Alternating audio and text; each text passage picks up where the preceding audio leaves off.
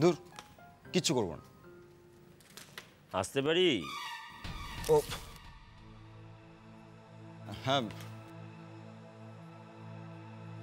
আপনি কি অসময়ে এসে বিরক্তিতে ফেললাম নাকি? না না, বলুন। ম্যাডামকে দেখতে পাচ্ছি না। বেরিয়েছি। বাবা, খুব সকালে বেরোতে হয় তো। হ্যাঁ। তা আপনি এখন কি করবেন? কি আর করবো, কিছুই করবো না। জানি দাদা, জানি। এই পুরুষ মানুষদের ঘরে বসে থাকাটা যে কি কষ্টের সেটা আমি খুব ভালো করে জানি। আর এই যে বৌদি বেরিয়ে গেছে, আপনি সারাদিন, এটা জাস্ট মানে ওসব। আপনাদের ব্যাপারটা একটু আলাদা, কারণ আপনারা শিক্ষিত পৃথিবীর মানুষ, আমরা সব মুখ্য সূক্ষ্ম মানুষ। আমরা মনে করি ঘরের বউ ঘরে থাকাটাই ভালো, যদি ঘরের বাইরে গেলে আর না ফেরে। আসলে আমি না না না না, আমি জানি। আপনার সঙ্গে দু চারটে কথা বলে আমি যতদূর বুঝেছি আপনার মনটা এত বড়, আর তা নাহলে এত কিছু হয় বলুন তো? আমি বলছিলাম আমার কথা, যে এই যে ধরুন করিমের আম্মি বাইরে যাচ্ছে, কাজ করছে, আর আমি তার রোজগারের পয়সায় বাড়িতে বসে বসে খাচ্ছি, এটা জাস্ট। অথচ দেখুন আপনারা কেমন অ্যাডজাস্ট করে নিয়েছেন। বৌদি রোজগার করছে, আপনি বসে বসে খাচ্ছেন, কোনো অসুবিধে নেই। কাজটা আমার দরকার ছিল। জানি তো। আরে সংসারী মানুষদের কার কাজের দরকার নেই বলুন তো? তবে আমি অন্য কথা ভাবছি, বুঝলেন, এই বৌদিকে নিয়ে ভাবছি। জানেন, এই বাড়ির মেয়েরা বাইরে গেলে দুশ্চিন্তা হয় বই না। আপনি তো এটা জানেন না যে কার সঙ্গে কাজ করছে, কি কাজ করছে, কাদের সঙ্গে তাকে কাজ করতে হচ্ছে। আর এসব কথা ঘরে এসে বলবে মেয়েরা? কোনোদিন বলবে না, কারণ যদি বেরোতে না পারে। না না, ও সেরকম কিছু। আমি ম্যাডামের কথা বলছি না, ছি ছি ছি ছি ছি, আমি আমার কথা বলছি। ধরুন যে করিমের মা, সে যদি বাইরে একটা চাকরি করতো, কাদের সঙ্গে চাকরি করছে, কি চাকরি করছে, কি কি হচ্ছে সেখানে, সব কি আমায় এসে বলতো? আমি জানতেই পারতাম না। এই ঘরের মেয়েরা একবার বাড়ির বাইরে গেলে তাকে ঘরে ফেরানো খুব শক্ত। আর তারপর যদি মেয়েদের অভাবটা কোনো পুরুষ জেনে যায়, তাহলে তো আর ওসব ম্যাডামকে যখন বেরোতে হবে তখন এসব কথা বলে আর কি লাভ, ভুলে যান। আসলে আমার যদি একটা কাজ থাকতো তাহলে ওকে আমি বারণ করতে পারতাম, কিন্তু কি যে বলেন দাদা, চাকরি তো আপনি চাইলেই পান। কে দেবে? হ্যাঁ, এটা অবশ্য ঠিক যে আপনার মতো মানুষকে মনের মতো কাজ কে দেবে। তবে কি জানেন দাদা, আমাদের কাছে কাজকর্মের খবর আসে, কিন্তু আপনার মনের মতো কাজ, তবে আমি দেখছি, আমি চেষ্টা করব যে আপনার মনের মতো একটা কাজ জোগাড় করে দেওয়ার। আপনি পারবেন কলকাতার বাইরে একটা কাজ দিতে? কলকাতার বাইরে? কারণ এখানে কাজ করতে যাওয়াটা আমার পক্ষে একটু অসুবিধা আছে। ব্যাপারটা একটু শক্ত হয়ে গেল। তবে আপনি চিন্তা করবেন না, আমি দেখছি। আপনার মনের মতো কাজের খোঁজ আমার কাছে এলেই আমি আপনাকে জানাচ্ছি। তবে কি জানেন দাদা, এই বৌদির ব্যাপারটা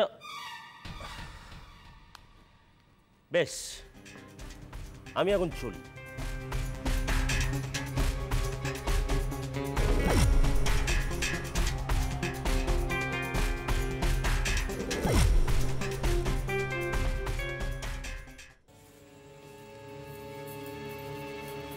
বৌদি, বাবা, এ কদিন কোথায় ছিলি? বাড়িতে হাজারটা কাজ, আমার কি আসার সময় আছে? তারপর বাড়ির সবার মেজাজ স্ট্রং। হ্যাঁ গো বৌদি, চা করবে না? করব পরে। তুমি যদি বলো আমি করতে পারি। না না না না, তার দরকার নেই, তোকে করতে হবে না। হ্যাঁ রে, বলছি যে নীল কেমন আছে রে? নার্সিং হোম থেকে তো সুস্থ বলেই ছেড়ে দিয়েছে, কিন্তু কিন্তু কি? কিন্তু আমার মনে হয় সে সুস্থ নয়।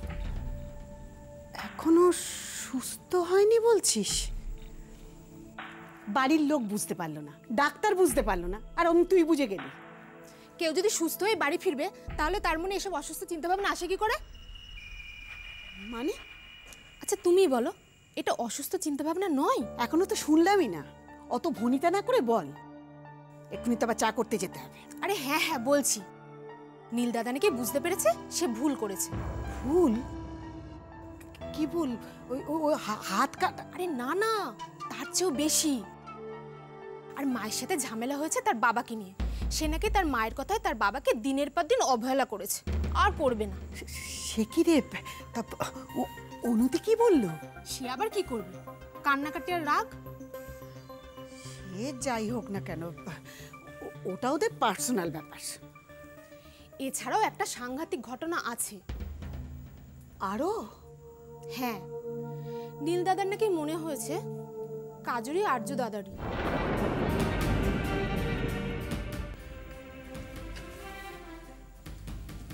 কি বলছিস তুই? তবে আর বলছি কি, নীল দাদার নাকি মনে হয়েছে কাজুরি আর্য দাদারই। সে নাকি তার যোগ্য নয়, আর্য দাদারই যোগ্য।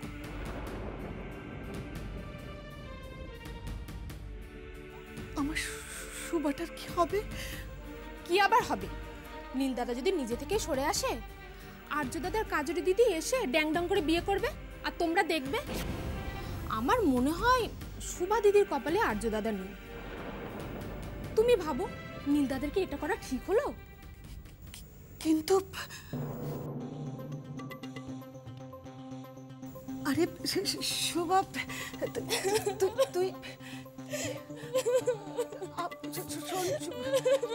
শুভা, শুভা, শুভা শোন, শুভা।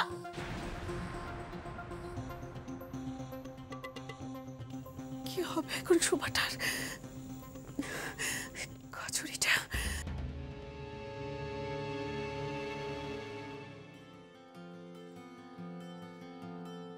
বাবা, আরে আয় আয় আয় আয় আয় ভেতরে আয়।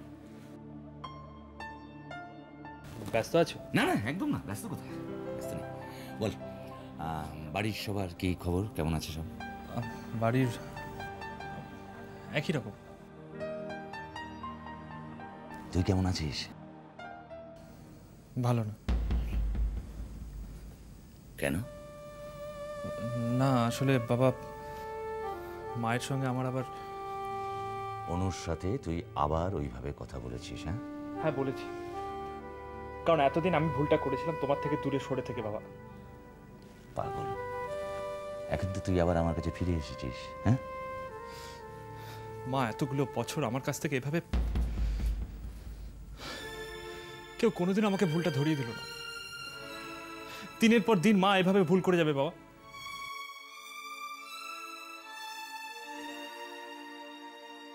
মা ভুল করেছে, সেই কারণেই তো তুই আর করবি না।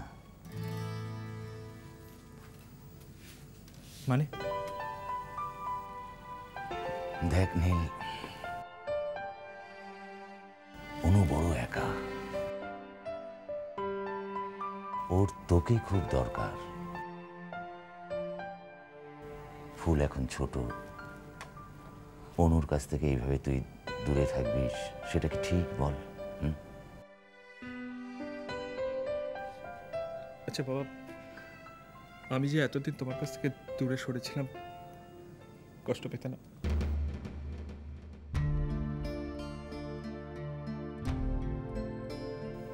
সেই জায়গায় দাঁড়িয়েই তো বলছি, দেখ বাবা মার কাছ থেকে সন্তান দূরে থাকার যে কষ্ট, সেটা বোধহয় অন্য কোনো কিছুতে নেই রে। আর কি সবকিছু ঠিক হবে না?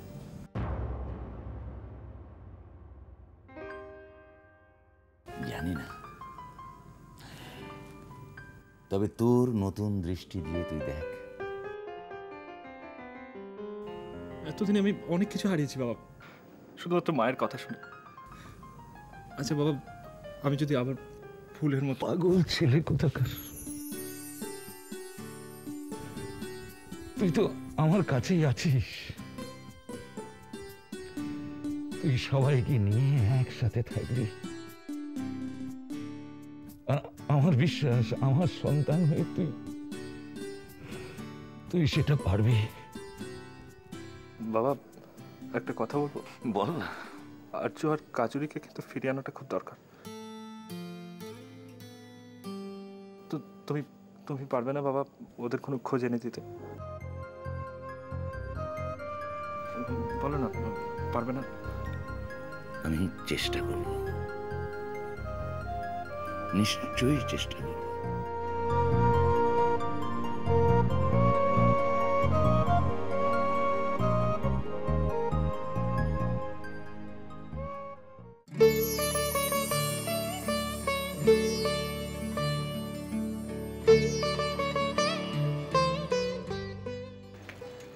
এসো, তুমি এখানে দাঁড়াও, আমি এক্ষুনি আসছি।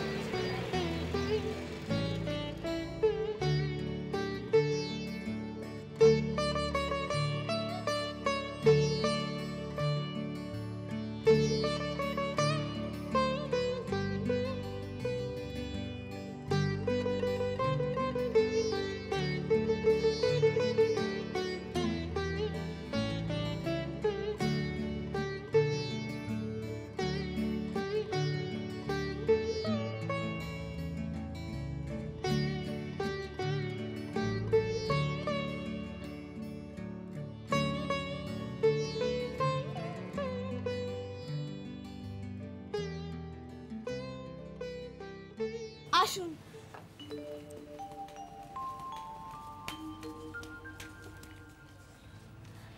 কাজুদি, ইনি সর্বানিধি। নমস্কার, বলুন ভাই। আমি বলছি, সর্বানিধি, আমার এই দিদিটার জন্য না একটা চাকরির খুব দরকার। মানে এই স্কুলে একটা যদি কোনো চাকরি জোগাড় করে দিতে পারেন আপনি। আপাতত কোনো কাজ নেই।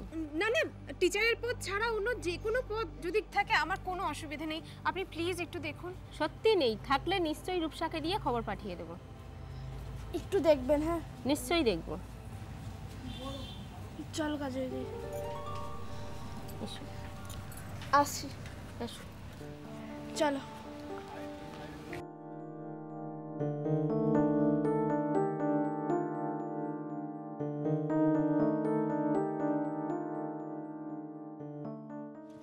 চলো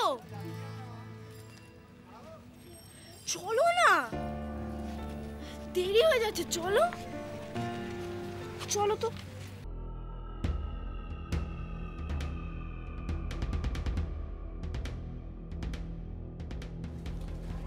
কি নিবারণ, কাজে বেরোচ্ছ বুঝি?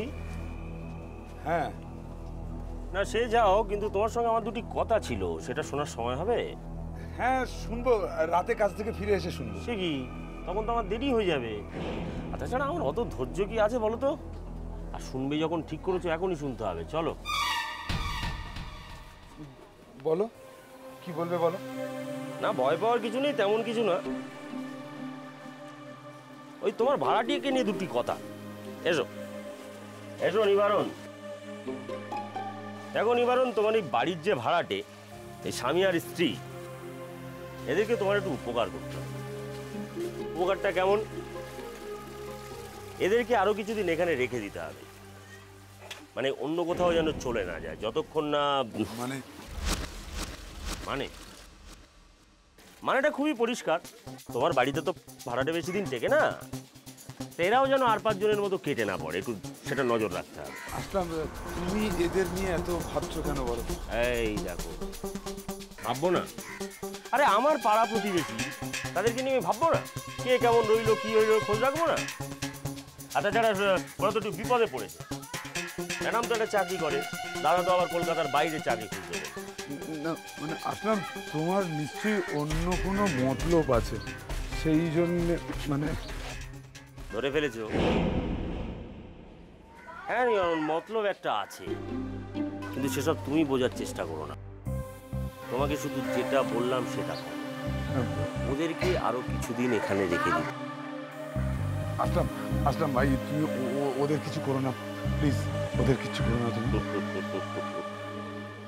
দেশে যে কার মঙ্গল হয় সেটা জেনে তুমি কি করবে নিবারণ? তুমি শুধু ওইটি মনে রেখো। না শোনো না, আমি বলছিলাম কি তুমি ওদের যেন কিছু করো না। ওরা খুব ভালো, মানে ওরা আমি চিনি না। নিবারণ, জেল থেকে ফেরার পর তোমার মাথাটা দেখছি একেবারে খারাপ হয়ে গেছে।